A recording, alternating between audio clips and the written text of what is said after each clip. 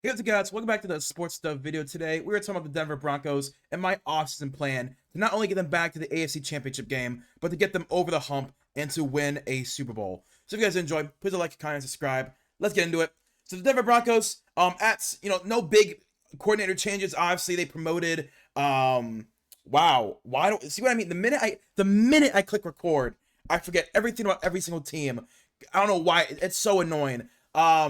Davis Webb, that's what it is. They promoted Davis Webb, the offensive coordinator, and now he's also the play caller for the team. That's right, Sean Payton has given up play calling duties to be more of that CEO head coach role as he ages into, his mid to late 60s. So, new play caller, new offense, don't really know what we're going to be looking for, but I'm going to try my best to make sure we get this team in the best situation possible. So, in 2026, we were at positive $24.4 million in cap space. That's really good with how much talent is on this team. We have a lot of money.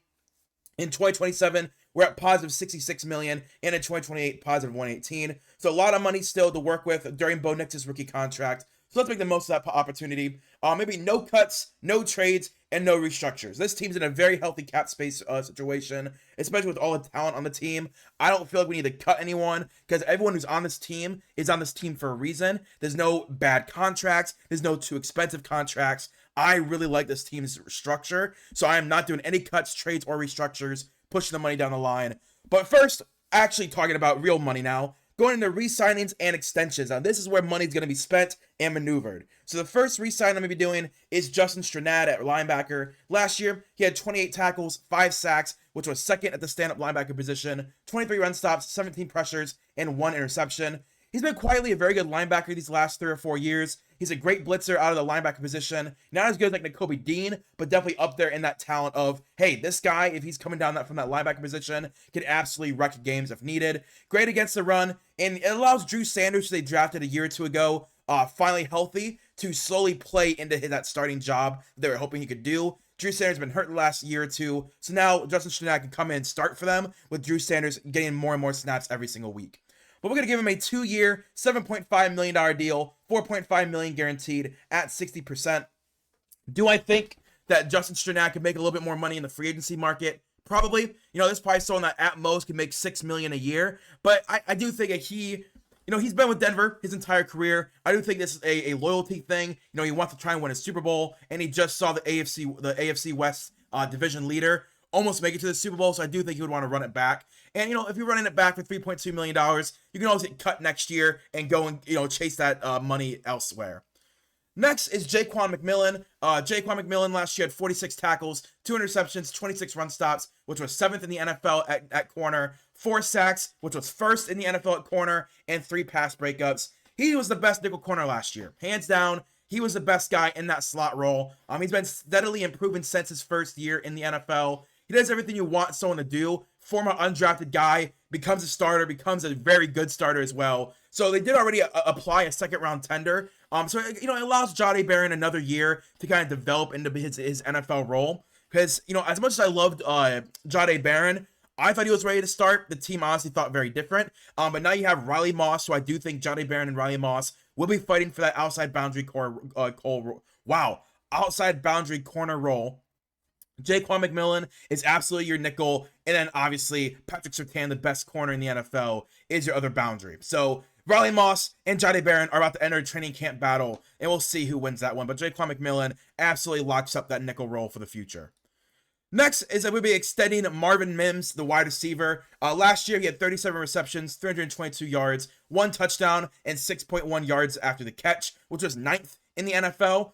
He's a top screen threat in the league, an amazing returner as well. This is someone that is with game-breaking speed. If you do dump-offs or screens, he's going to make the most of the opportunity. 6.1 yards after the catch he averaged. So the minute he got the ball, he averaged 6 more yards. That is absolutely a weapon that you want to utilize more. And with his game-breaking speed, I do think he will utilize it more in the coming years. And sure, a weapon is here long-term. So we're going to give him a 3-year, $19 million extension with $13 million guaranteed at 68% with a $6 million signing bonus. So the former 3rd-round pick gets a good sized contract extension, and I do think he could get more in the open market. But if you sign him right now in this offseason, you guarantee that for the next 4 years, you have someone that you can genuinely believe at any moment can knock off an 80-yard touchdown. And that's something that I want for the long term. The next extension I want to work out is Mike McGlinchey, their right tackle. This year, he had a 77 PFF grade, 67 pass blocking, 83 run blocking, 6 penalties, and 2 sacks allowed. He's a franchise right tackle for Sean Payton. If I'm not mistaken, the very first signing that Sean Payton did as the head coach of the Denver Broncos his first year was sign Mike McGlinchey in free agency. Because, again, he's always had a really good right tackle, whether it's Ryan Ramczyk, now it's Mike McGlinchey. His tackles have to be good for his offense to work. So I do think Sean Payton wants to make sure that Mike McGlinchey is here for the rest of his tenure. He's still at the top of his position group at right tackle. So much what they do relies on his protection. He's a great run blocker. He's still only 31 years old, so there's still a lot of good football left in Mike McGlinchey. So let's make sure we have him for the long term. So we're going to extend him to lower his cap hit. And what I mean by that is this. So currently, he's on a 2-year, $50 million deal. $0 million of it is guaranteed. So no money is left guaranteed in this deal. It's a 2-year, $50 million deal.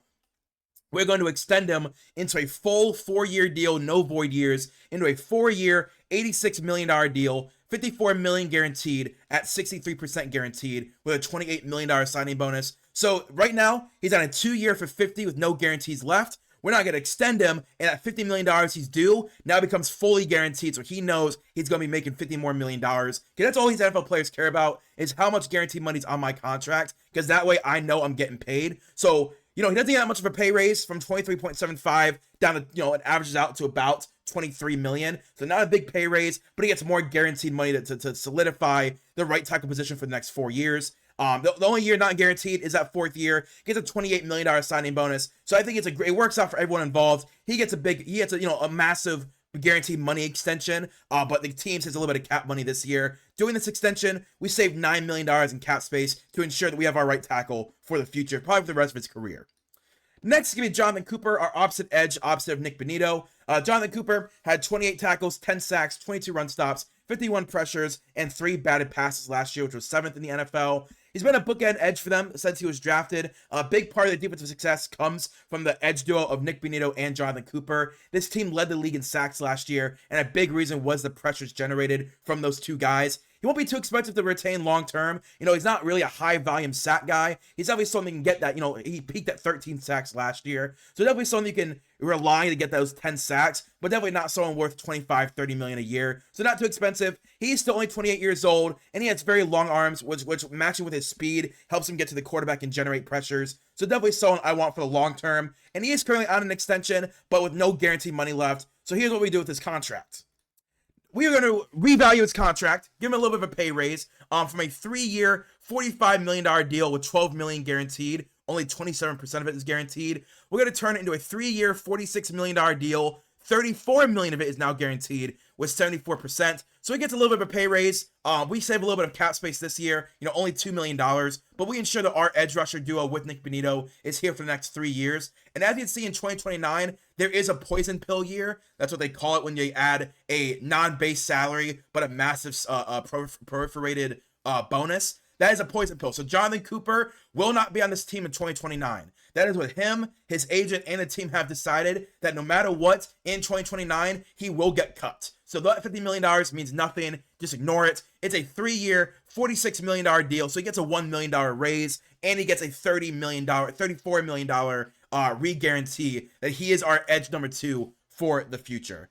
So with those extensions and those restructures I worked out, we went from $24 million in cap space. We were able to bring back Jaquan McMillan, Justin Strnad, extend Marvin Mims, and rework Mike McGlinchey and Jonathan Cooper's contract. We opened up $24 million in cap space. Sorry, we opened up $4 million in cap space from 24 to 28, and it works out. So we re-sign 2 very important players on our defense, and we somehow save money. So in free agency, the first signing I want to go after is going to be Nick Chubb at running back. Last year, he had 506 yards, 3 touchdowns with a 4.1 yards per carry. He proved he still has some, a little bit of gas in the tank. Definitely not the running back he was before his injuries. And then his second foot injury, the year after he tore his ACL.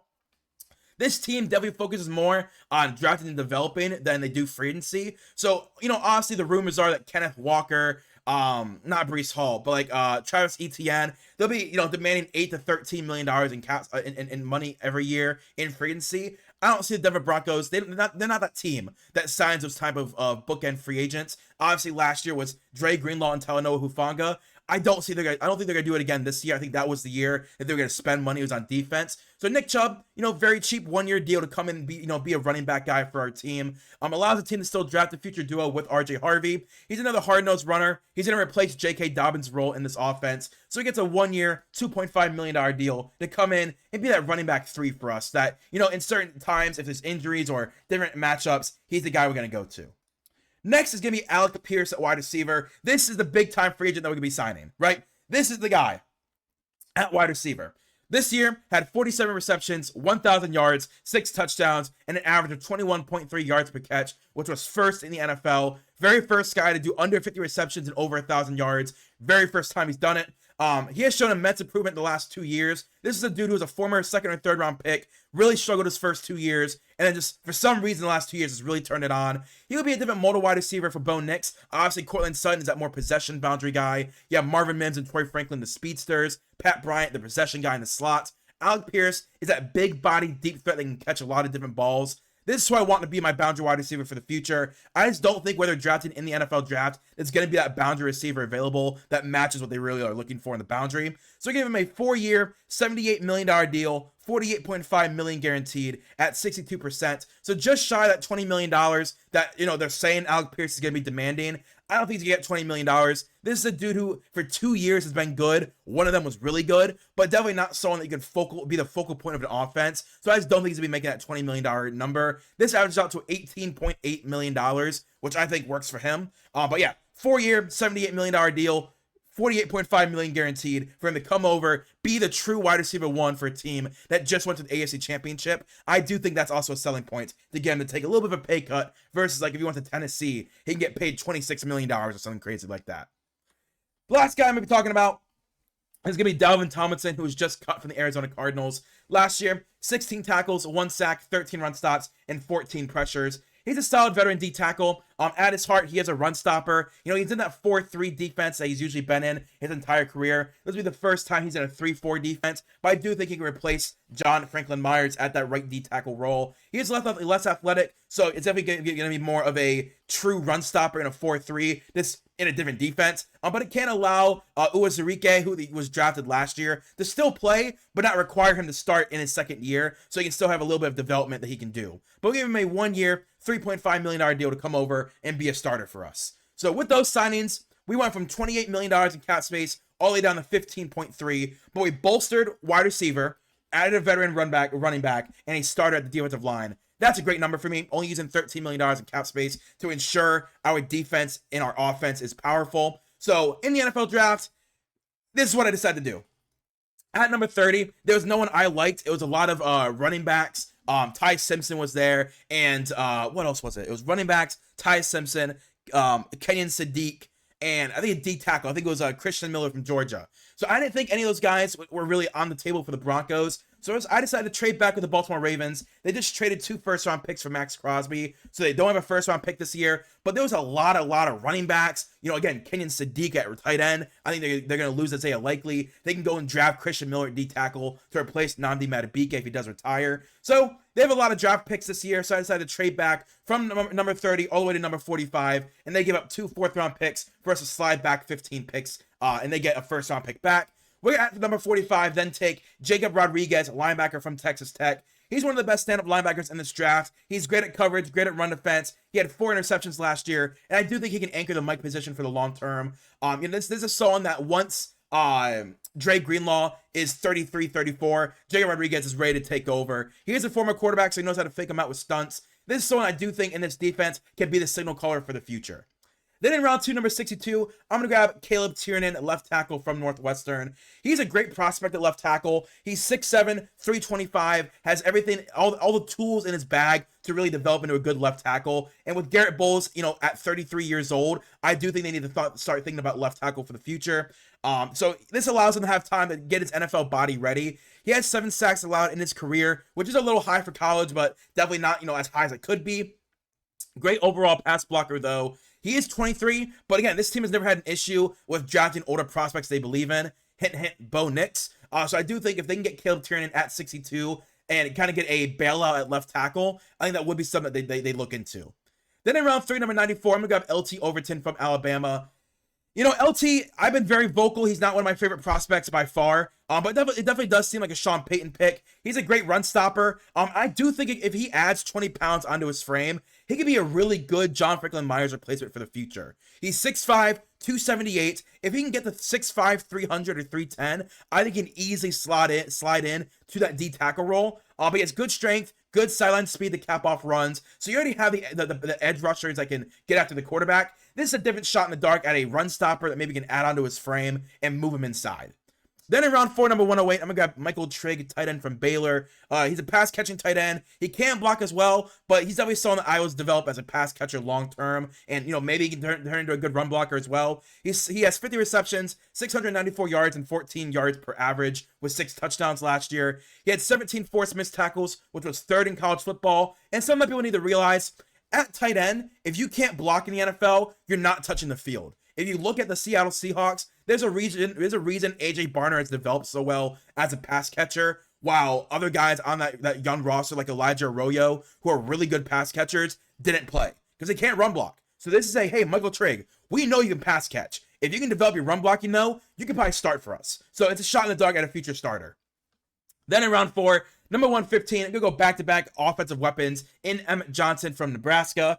He's a physical runner. He can make plays out of the backfield too. Last year, had 1,400 yards, 5.8 yards per average with 12 touchdowns, and 46 receptions for 370 yards as well. He had 68 He had 68 missed tackles forced, which was 9th in college football. Very physical, can fight through blockers. He does fit this gap run scheme system as well. And I think he'd be a great weapon next to RJ Harvey, who's more that speed threat. Emmett Johnson's more that physical, Nick Chubb, J.K. Dobbins threat, right? Then in round 4, number 130, so round 4 is where we add a lot of our offensive weapons, is Caleb Douglas from Texas Tech. Great frame, boundary wide receiver. He's 6'4", 205 pounds. It's a big body to add to this room of very small guys. Deep threat, jump ball, kind of like Alec Pierce, that they're going to be playing the same mold. He has good ball skills. The last 2 years has 1,700 yards, 15 yards per reception, and 13 touchdowns. Again, him and Alec Pierce are the big body that we're adding to this room for the boundary. Then in round 5, number 168, I'm going to grab his teammate, Skylar Gill-Howard. Well, that's 3 Texas Tech guys. That's crazy. So Jacob Rodriguez and Skylar Gill-Howard reunite on the Broncos. He's a depth tackle. He's a great pass rusher that generates pressure. I do think he has a run ability to be a nose tackle in the NFL. So if they can just, get him on the team, start developing him, you have Malcolm Roach and DJ Jones as your nose tackles. Skylar Gill-Howard can easily replace those guys in a year or two. Then in round 7 at 246, I'm going to grab Riley Nowakowski from Indiana. Riley is a great run-blocking tight end to pair with Evan Ingram and Michael Trigg. He can catch dump-off passes if needed as well. Last year, had 32 receptions, 387 yards, and 2 touchdowns. He had a 70 PFF grade at run-blocking at the tight end position, which is higher than a lot of the tackles in this class, which I believe is actually higher than the next pick I have in Riley Malman from Wisconsin at left and right tackle. He has experience at both positions. He allows us to, kind of build for the future. You have Mike McGlinchey on a long-term deal. You have Garrett Bowles and Caleb Tiernan at left tackle. So Riley Malman's going to be a swing left and right tackle. He's 6'8", 320. I do think there's a chance he earns snaps in special teams right away, but this is us developing our tackle depth for the future, because I do worry for having 2 32 and 33-year-old tackles, what that means for the future. So now Riley Malman could be a swing with Caleb Tiernan as a shot at a future franchise left tackle. Then in round 7, number 256, I'm going to grab safety Gunnar Maldonado at Kansas State. Free safety, strong safety hybrid. You guys know I love that the hybrid role at those 2 positions. Last year allowed no touchdowns and had 2 interceptions. He's not an amazing tackler, but this shows up longer-term depth at free safety. Again, this is almost Mr. Irrelevant. This is just showing that maybe if there's a Hail Mary, he has the ball skills to catch an interception. That's all it is in the 7th round at almost Mr. Irrelevant. So yeah, this is my mock draft for the Denver Broncos. I like it. You get starters, you get development guys you can develop for the future, shots in the dark at franchise players, and a lot of really good role players day 1. So entering the next season, this will be my projected depth chart at the team. At quarterback, you have Bo Nix and Jarrett Stidham. Running back, you have RJ Harvey, Tyler Batty, Emmett Johnson, and Nick Chubb. Tight end, Evan Ingram, Michael Trigg, Riley Nowakowski. I love this field right there. Running backs, a lot of variety. At tight end, you have Michael Trigg, who can be their Evan Ingram replacement in 2027, with Riley Nowakowski being that shot in the dark run blocker. At wide receiver, a lot of change with Cortland Sutton, Pat Bryant, and Alec Pierce as your starters, with Troy Franklin, Marvin Mims, and Caleb Douglas as your backups. At offensive line, no starters change. We have Garrett Bowles, Ben Powers, who they already said they're not cutting. He is their starter next year. Luke Wattenberg, Quinn Miners, and Mike McGlinchey. Backups of Caleb Tiernan, Alex Palzewski, who they already extended as well. Alex Forsyth, Nick Gargilio, Frank Crum, and Riley Malman. So a lot of offensive linemen on this team, but, injuries are going to mount up. Stuff might happen. I would rather have too much depth than not enough depth. At D tackle, you have Zach Allen, Malcolm Roach, and Dalvin Tomlinson, with Jordan Jackson, DJ Jones, Ioma Uwazike, Skylar Gill-Howard, and Savion Jones as the backups. Again, Skylar Gill-Howard, I do think could take over nose tackle for the future. And you see LT Overton at edge. I do think he could slot in as that right D tackle for the future. But at edge, Jonathan Cooper, Nick Benito, Jonah Ellis, DeAndre Tillman, Kay Robinson, and LT Overton. So no real additions outside of LT. Linebacker, you have Dre Greenlaw, Drew Sanders, Justin Strnad, Jacob Rodriguez, and Kareem Reed. I'm a big fan of the linebacker room. You have young guys who you can believe in, older veterans leading the way. I love it.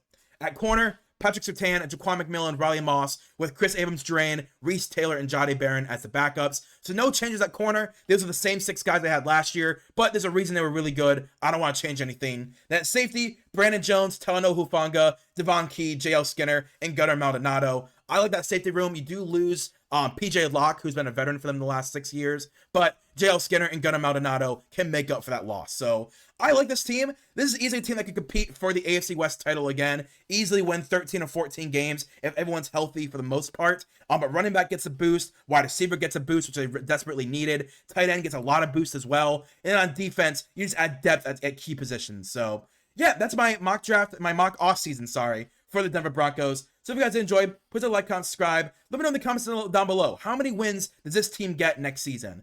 So coming up this week is the NFL free agency officially opening. So I'm trying to rush all these videos to kind of get my off-season planned series over so I can focus on the combine, the draft, the free agency window. That's what I'm trying to do. So please stick with this channel. I promise there'll be more types of videos coming. But I'll see you guys later. Peace and bye.